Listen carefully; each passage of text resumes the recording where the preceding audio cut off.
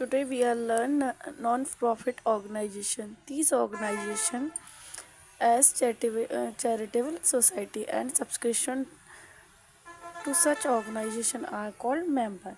Main source of income are subscription from members, जैसे donations, legacies, grant in ads. Various source of income credit to capital fund and general fund. Cash from banks, trading account and P&L account इस receipt and non profit organisations में नहीं बनाया जाता है. Receipt and payment account is the summary of cash and bank transaction which help in preparation of income and expenditures account and balance sheet. If any organization double entry system prepare करता है तो trial balance for checking the accuracy of the ledger account trial balance बनाया जाएगा. Receipt and payment account basis of the cash receipt and cash payment recorded in the cash book.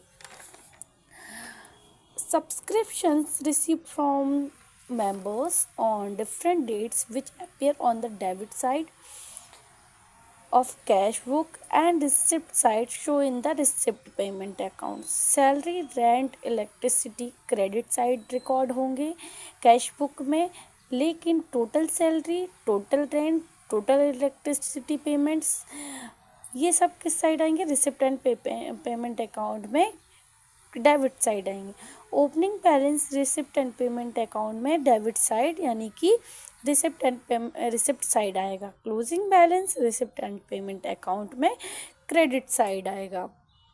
Bank overdraft साल के अंत में show होता है तो debit side आएगा. नॉन कैश आइटम जैसे donation, outstanding expense, accrued income account में शो नहीं होगी यानी कि रिसिप्ट एंड पेमेंट अकाउंट में शो नहीं होगी. Total debit and credit side to credit side closing balance आता है and debit side bank overdraft होगा.